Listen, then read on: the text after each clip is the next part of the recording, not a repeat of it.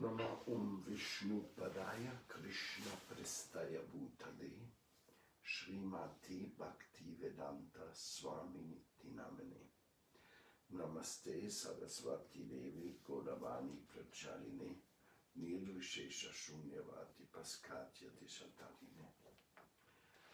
First and foremost, my most humble obeisances to the most beloved spiritual master who has taken me out from this ignorant material existence and giving me service to Krishna and to humanity, Srila Bhaktivedanta Swami Prabhupada. He personally opened many temples for Krishna consciousness in the Western world, and we have had 40 years of experience in and out the different temples, traveled around to many countries, and also personally being part of opening new centers. And we are trying to accumulate here in this seminar the greatest amount of good advice, good ideas to follow in his footsteps and to make our life perfect. That is the idea of sharing this. I've been in India with many people who have the ambition to do something like that in the West, and sometimes they go to the West, find a place, give some good classes because they're very learned people.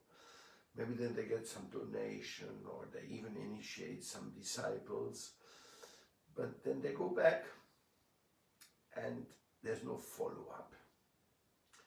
And then there's no follow-up, there's no local development, then gradually the tendency that it dwindles away, that this effort of planting the seed is not having a permanent visible effect where they were.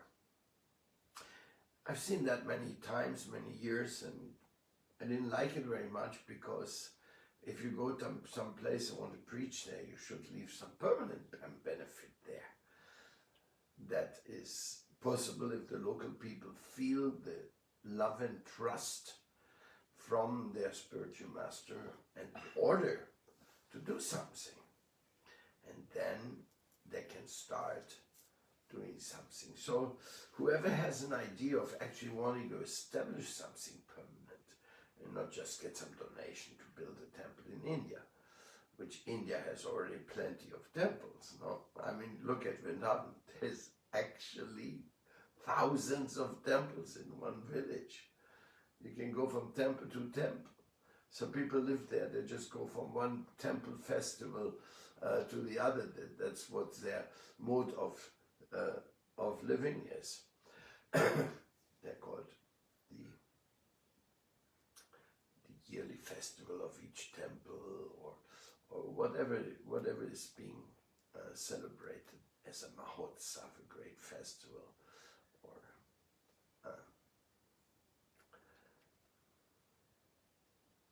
a bandar, they also call it. That means there's a good prasadam and sometimes even a donation on top of the prasadam.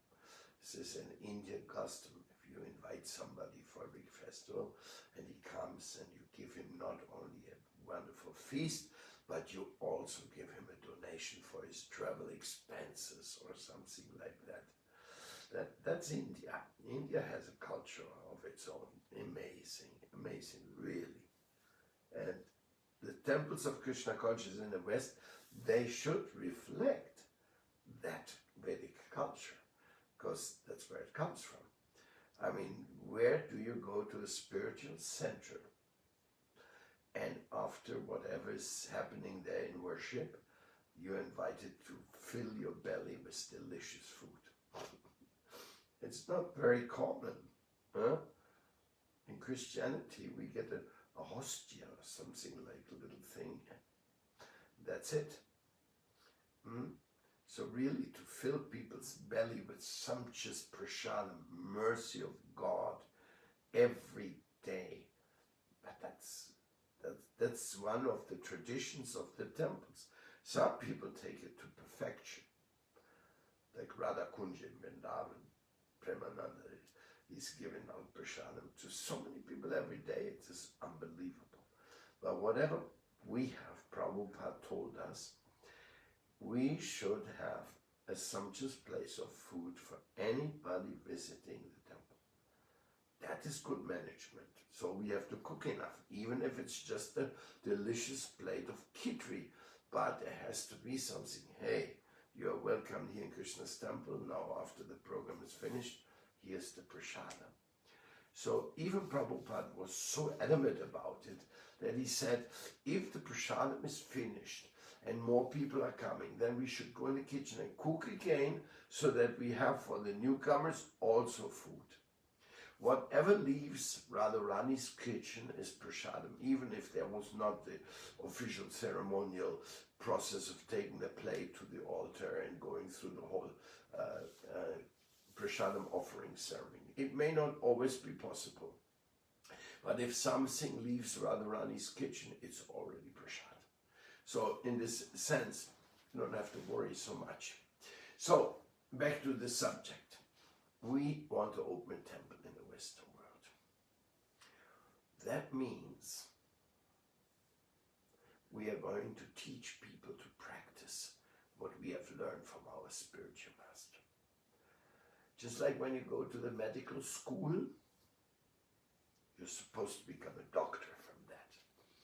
So when you go and meet a Vaishnava and listen to the Bhakti Yoga instruction, you're supposed to become a practitioner and a representative of Krishna Conscious values and lifestyles.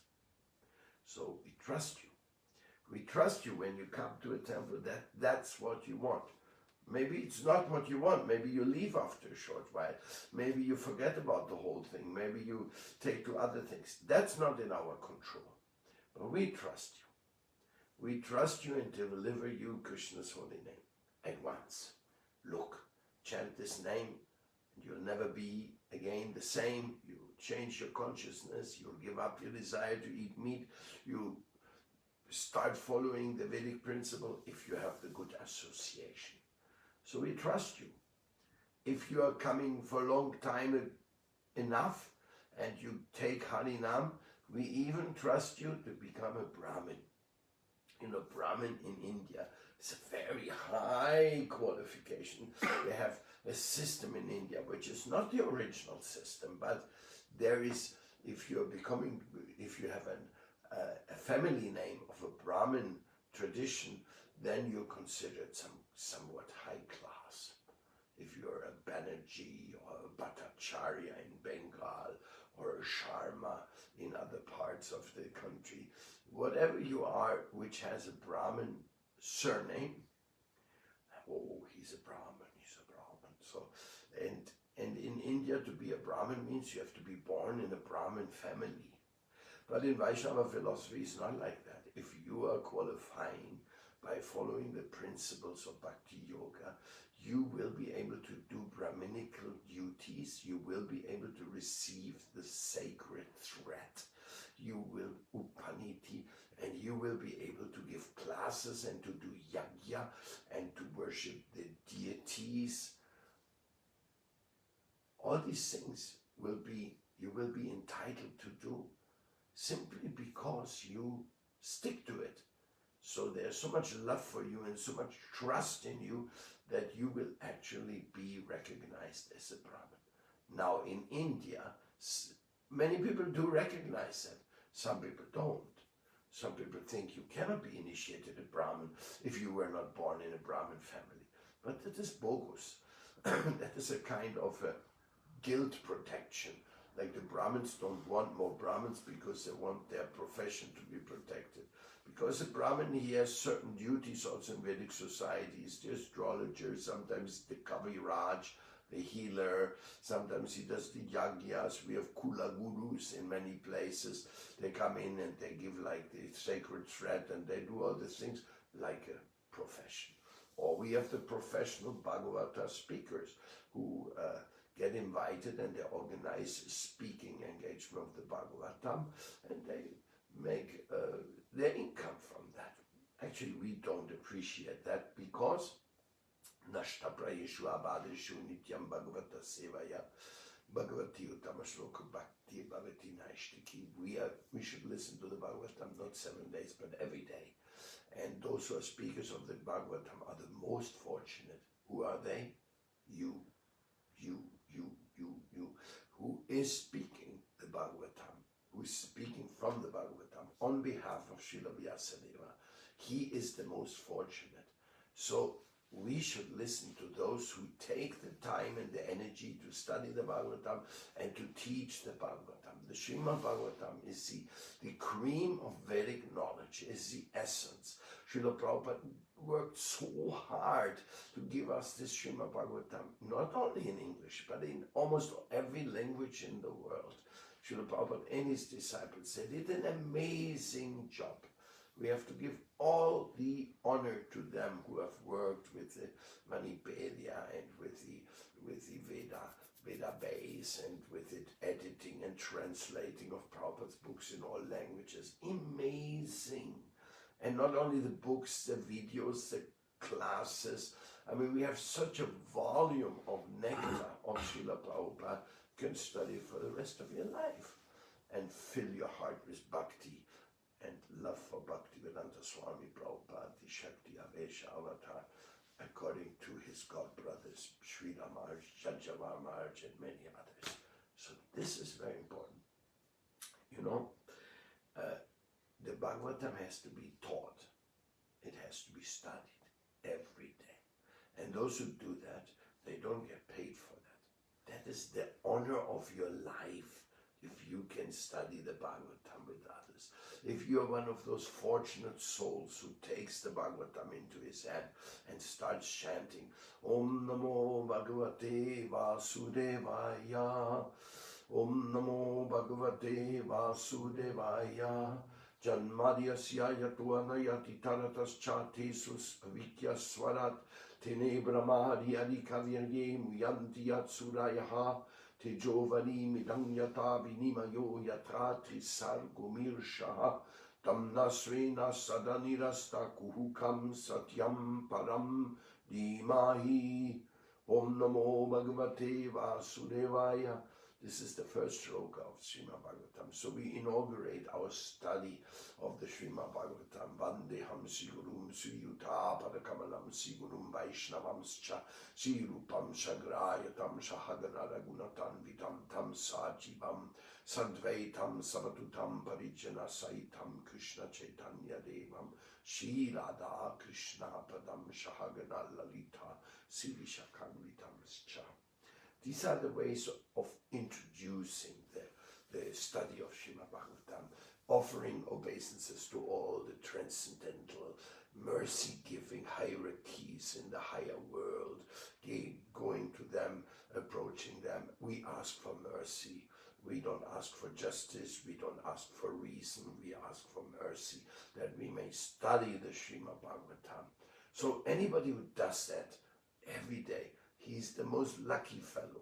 So if he does it in order to get paid, then it's not a Srimad Bhagavatam study, it's not a class, it's not about musical performance, it's not about this or that, it's about sincerely studying as a chela in front of Vyasadeva, his transcendental gift of the Srimad Bhagavatam.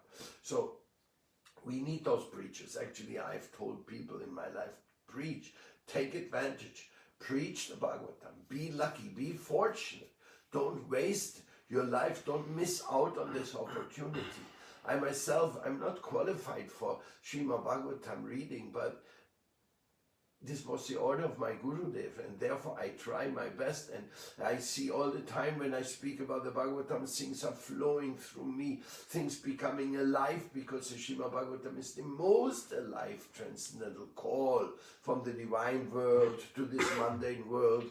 Come over, come to the world of love, come to the ashram, help the ashram, be part of the ashram, worship the deity, chant the holy name, only eat food which has been offered to the deity, share it with others. It's like a huge complex of divine gifts coming along with reading the Bhagavatam and associating with the this is like the sum and substance. Therefore, even though you may not be very qualified, you are invited to read the Bhagavatam yourself or read it with others, teach it to others.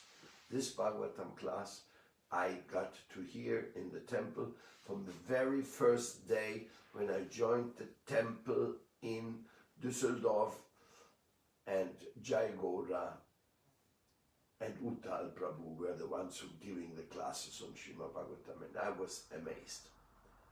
And I'm still amazed. And I've been reading this book for all these years, more than 45 years, and I'm still amazed. Can you believe it? Or am I just kind of a sentimental fool? No. Prabhupada's teachings are so solid and so extensive. They answer everything, even this COVID crisis and all these things.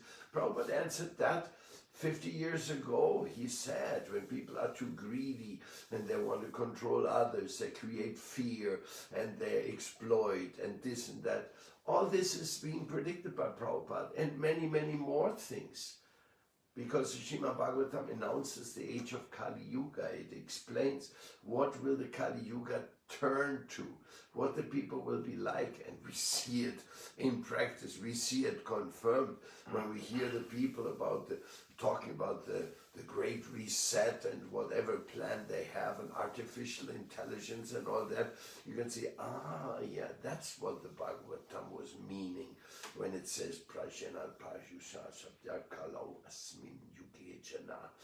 This is the degraded age of Kali, where the people will lose all the good qualities and their etc., etc. We don't have to get into that right now, but fact is, preaching the Srimad Bhagavatam is luck. It's not a business. Besides that, you have to do something else to make your living, not on the basis of the Srimad Bhagavatam.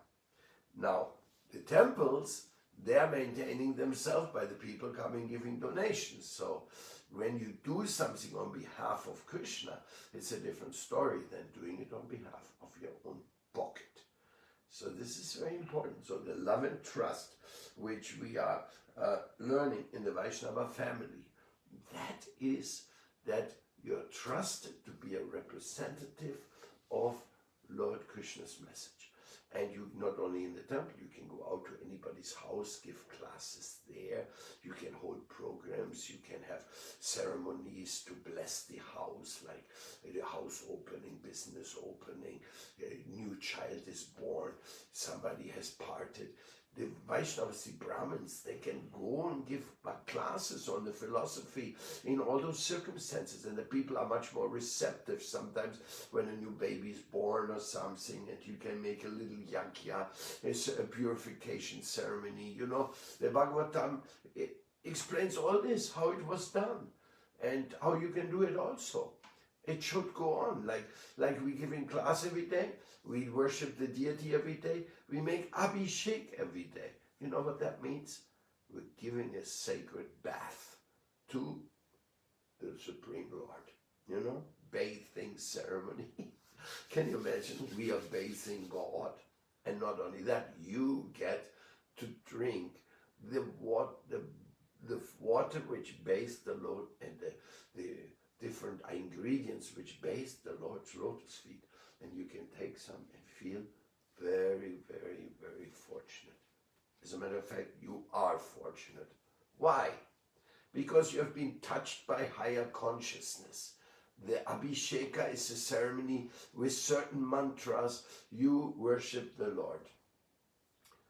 So a new devotee, a Brahmin, he has to learn this, how to do puja, how to do archana. It's another beautiful aspect of Krishna consciousness centers, that there's archana. And archana can go further. Like I was in one ashram in Govardhan of one of my friends, and he has very beautiful deities. He installed a very nice temple, and at the night time he sings lullabies to the deities for going to sleep.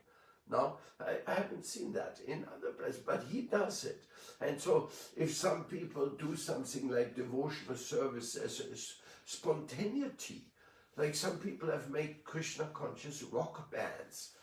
They have made kirtan in rock form available to thousands of young people, like in the Polish Woodstock of Indradyumna Swami or other places. They really take it out, the holy name, into a new feature, like Vajranato Kirtan, or we sing in so many styles in South America, which is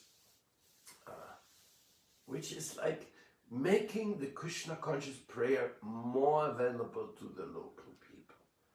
When they hear that, wow, here they have Vaishnava salsa. Oh, people smile. What? Vaishnava salsa? That's not possible. Yes, it's possible. Bharati Maj was a great salsero with the beautiful kirtan. And it's going on because Krishna consciousness is very open and very flexible. There's a lot of love and trust that you take it and you apply it and you rejoice.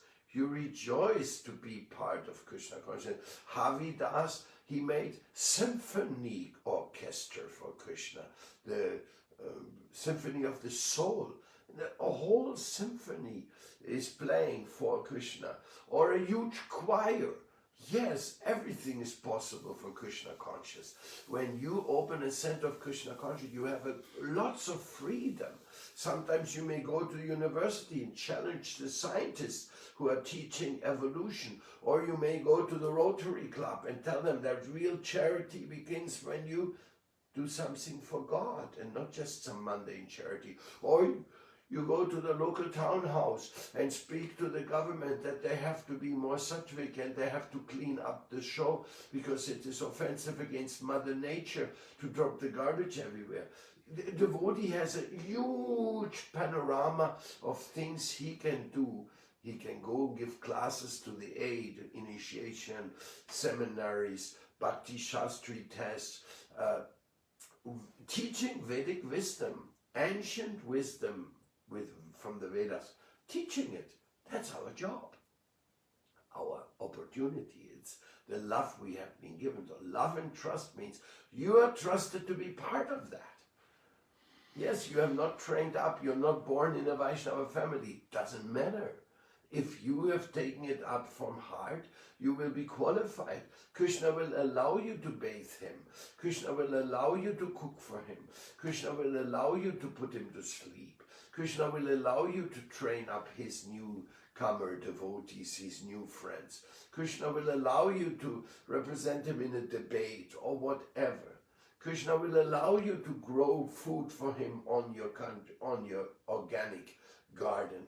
Krishna will allow you to make a travel to India, visit the holy places there, participate in our ashrams in India somehow or other. Krishna will allow you. Krishna is very merciful. Krishna will also allow you to think of him at the moment of death and go directly to the spiritual world. Yes, he will allow you. I've seen it. People have done it. People already from this Krishna conscious movement left the world thinking of Krishna and went back to home, back to Godhead. Great devotees like Mother Yamuna, Mother Radha Tulasi, and so many others. I mean, I can't now think of all of them, but there's so many cases. Mercy given. So what is really what we want? We want Krishna's love. We want Krishna's service. And we want to learn to become the servant of the servant. That's very important. This is the essence of love and trust, is that everybody is competing to be the better servant, but nobody feels that he's the better servant. Those who feel that they are better servant than the others, they are still flying in the ego world, because the real Vaishnava, he doesn't feel even that he is a Vaishnava. The real devotee doesn't feel that he is a devotee. What to speak of an advanced devotee, what to speak of being qualified.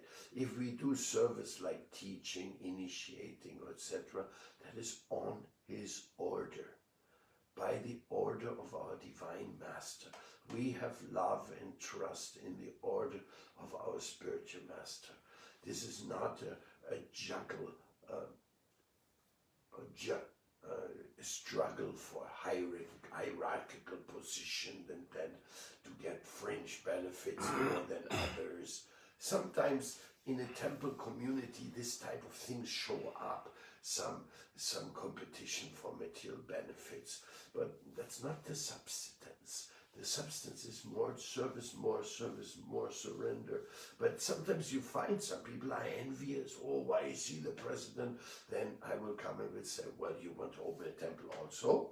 Thank you. Good notion of yours. So you like what he's doing, that he's being respected for what he's doing? Yes? Oh, yes? Then let's open a new temple. You do it. But, no but. You wanted this. You want to give Krishna, don't you? Or you just want the respect and don't want to serve Krishna? This is the thing. Do we want the real thing, or do we just want some shadow of the real thing? Some Abbas? No. Devotees are not supposed to be envious of each other, because whoever has a service that's being given by Krishna. So he can give anything to anyone at any time. And sometimes we have the famous saying in South America, either you give the axe to somebody else or you cut the wood. So if you're with another person who's preaching and you're living in that temple, then help, make it possible, preach the glories, promote the spiritual teacher of that region, or who is beloved by the devotees there, because every place traditionally has a spiritual leader, or sometimes several spiritual leaders. If you join the temple, you promote those spiritual leaders. That's why you join, because you like it. And if you don't like it, then find some other community where you feel you like it, you know, but don't be hypocritical. We have to work together in love and trust. And if you feel that is so wonderful that you want to do this same type of service because you feel there's some rasa, some taste for you coming from that, then I can only say, congratulations. We were waiting for you. We need you.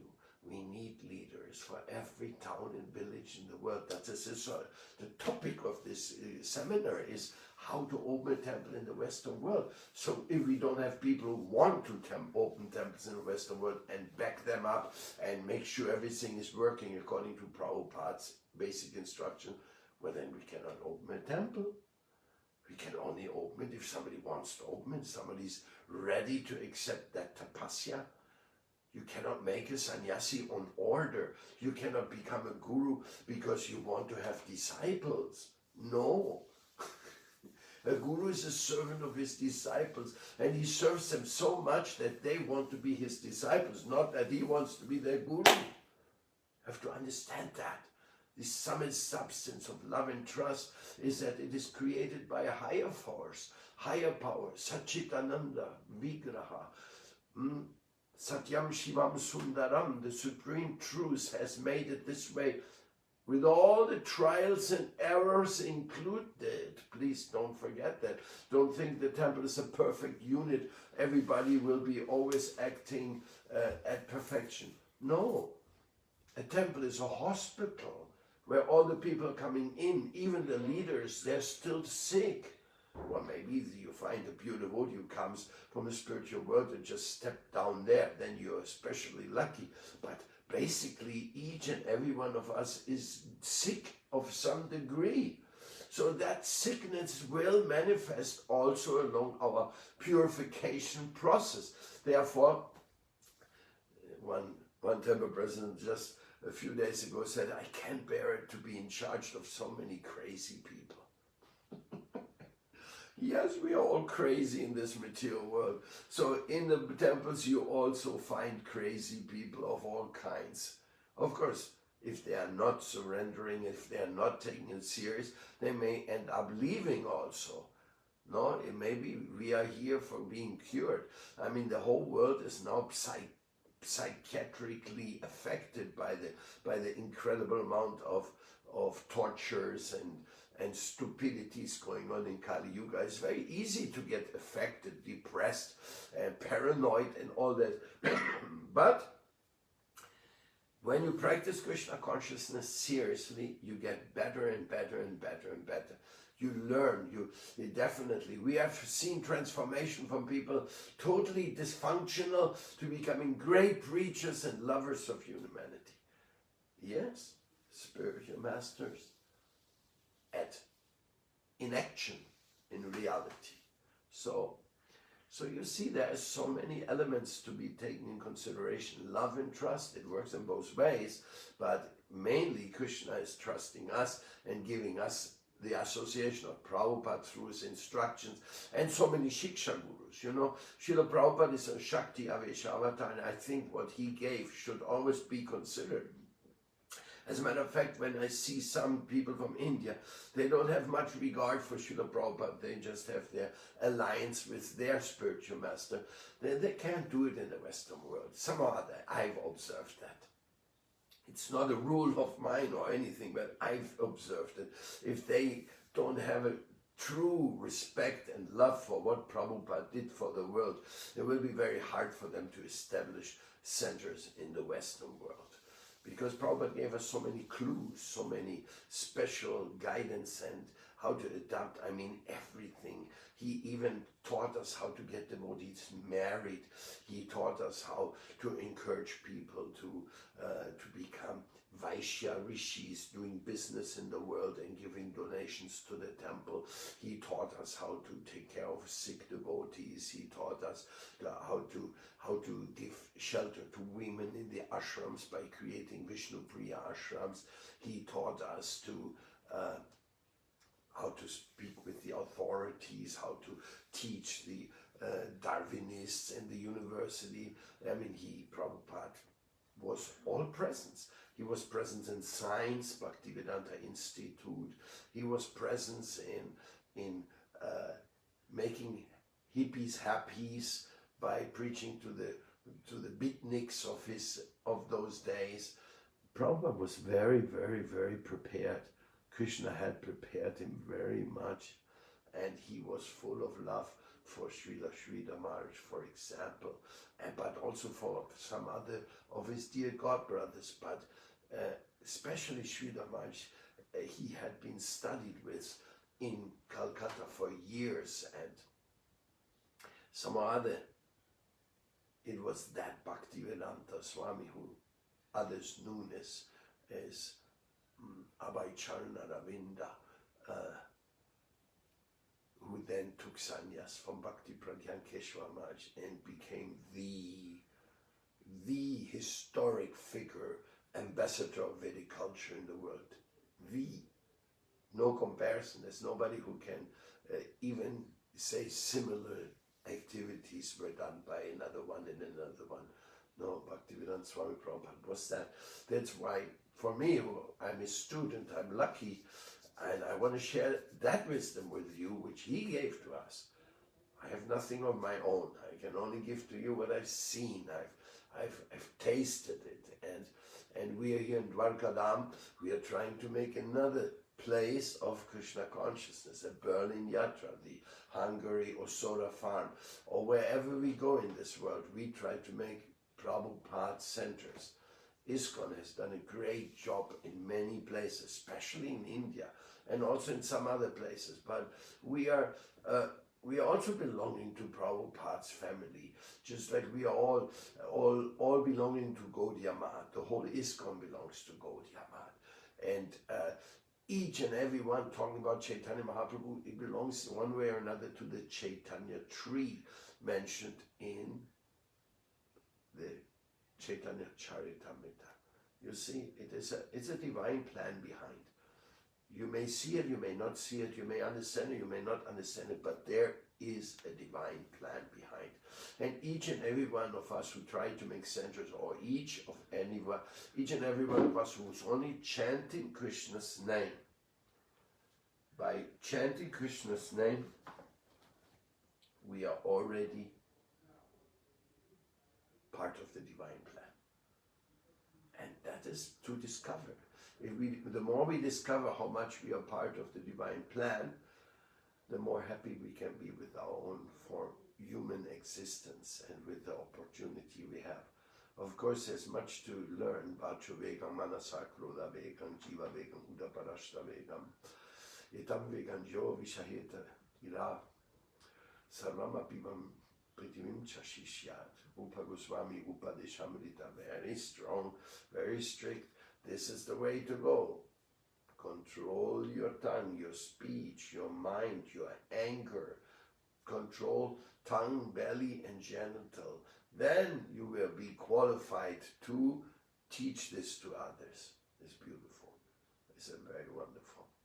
And I invite you all to become part of this love and trust family of Srila Prabhupada and try to establish centers of Srila Prabhupada wherever you are in the Western world or wherever Krishna takes you. And if you cannot do it, then find such a center and help it, because each and every one of us, we need a lot of help to do what Prabhupada requested us to do. Thank you very much for listening, and all the best to you. Here's our local Dwarka Dham, Lord Jagannath, Subhadra Balaramaji, Giriraj Govardhan, Nishinga Dev, Kartaman, Haribol, and Gonitai. Thank you and hope all the best for you.